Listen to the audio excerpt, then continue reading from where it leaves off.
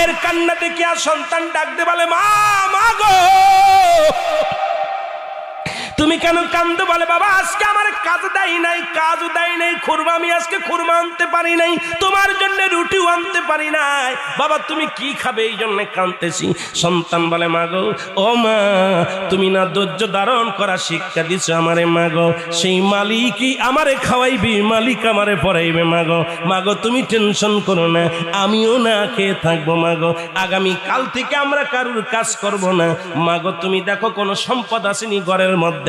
মায়ের আর একটা বালা ছিল, গাতের বালাটা, এই বালা বিক্রি করি একটা গরু একটা ছাগল কিনলেন, বকরি কিনলেন। বকরি কিনিয়া বলে মা যে মহল্লার মানুষ আমাদেরকে ভালোবাসতে জানে না, ক্ষুধার্তকে খানা দিতে পারে না, সেই মহল্লার মধ্যে আর থাকবো না রে মা, চলো আমরা এই বকরিটা নিয়ে জঙ্গলের মধ্যে চলে যাই। ওয়াজ করে চলে গেলেন পাহাড়ি অঞ্চলে জঙ্গলের মধ্যে মাকে নিয়ে। সারাদিন ওই বকরিটা লালন পালন করেন মা জননী, ওই বাদানরে মা জননী কে ওই দুধ দোয়ান করে, বকরির দুধ দোয়ান করে, এটা দুই মাই প্রতি ভাগ করে খায়। আর সারাদিন বলে হযরত ওয়াজ করে জিকির করে, মাও জিকির করে, আল্লাহর জিকির করে, জোরে জোরে চিল্লা বলা যাবে না মারহাবা।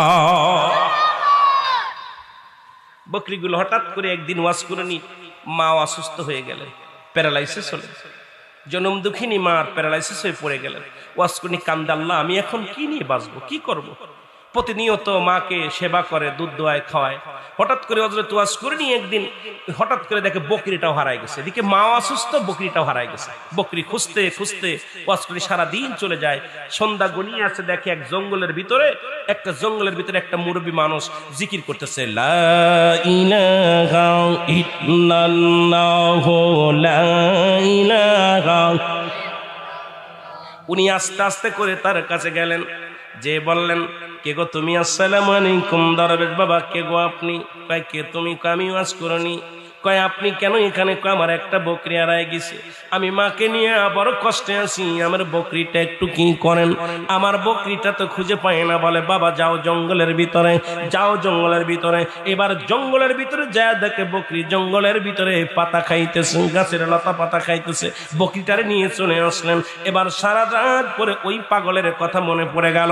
হযরত ওয়াজ করেনি সারাদিন পরে ওই বকরি নিয়ে জঙ্গলের কাছে যায়, আর ওই পাগলটার কাছে যে আল্লাহর শেখ পাগলের সাথে দুজন সারাদিন বসে বসে জিকির করে, ইল্লাল্লাহু ইল্লাল্লাহ লা ইলাহা, আরো জোরে লা ইল্লাল্লাহ বলো লা ইলাহা। এ ভাইরা আমার বন্ধুরা জিকির করতেছিলেন, জিকির করতে করতে মা জননী সারাদিন পরে জিকির করে, আর সন্ধ্যা লাগলে মায়ের কাছে আসিয়া মায়ের সেবা যত্ন করে। মা জননীর পায়খানা মোছায়া দেয়, পায়খানা প্রস্রাব বিছনার মধ্যে করে মা জননীকে সেবা যত্ন করে। হযরত ওয়াজ করে এত সুন্দরভাবে সেবা যত্ন করে। হঠাৎ করে একদিন শুনতে পাইলাম হযরত ওয়াজ করে কি জন্য বলে, ওয়াজ করনি তুমি জিকির করো, পাগল হয়েছো, তুমি কি খবর রাখছো নি? রাহমাতুল লিল আলামিন আমার নবীজি যুদ্ধের ময়দানে যা দাঁত হারায় ফেলেছে, দান শহীদ হয়েছে। ওয়াজ করে নবীজিকে এত ভালোবাসলেন, ভালোবাসিয়া কারে আমার নবীরে আমি ভালোবাসি, আমার নবীজির কোন দাঁতটা ভাঙছে আমি জানি না। ওয়াজ করে নিজে পাথর হাতের মধ্যে নিলেন, হাতের মধ্যে নিয়ে একটা নয় দুটি নয়, সানাই উলিয়া সানাই সুপনার সমস্ত দাঁতগুলো পাথর দিয়া ভেঙে ফেললেন। একটা নয় দুটি নয়, করতে করতে 32টি দাঁত রাখলেন না। আরে আমার নবীজি খানা খাইতে কষ্ট হবে, আমি ওয়াজ করে দাঁত রাখবো না, আমার নবীজির কষ্ট হবে, সেই কাজ আমি করব না। আমি নবীর আশিক হইয়া নবীর প্রেমে আমি পড়িয়া দাঁত রাখবো না। এ মুসলমান শুনে না, কিন্তু পাগল হয়ে গেলেন, উনি যাইতে পারেন, এদিকে কেমনে যাবে? মা অসুস্থ, মাকে থুয়া কেমনে যাবে? বলে ওয়াজ করনি রে, তোর মা জননী এখানে অসুস্থ, দিকে রাসূলুল্লাহ যুদ্ধের ময়দানের জন্য ডাকে। ওয়াজ করনি যেতে পারলেন না, কারণ নবীজির জন্য কাঁদে, প্রাণটা কাঁদে, যেতে পারলেন না। অসুস্থ মাকে রেখে কেমনে যাবে? কয়েকটা বছর এইভাবে কাটাইলেন। প্রতি বছর হজে যাবে, যাইতে পারে না, কারণ হাঁটবে কেমনে করে? মাকে নিয়ে সারাদিন ভরে কিসে রাখে?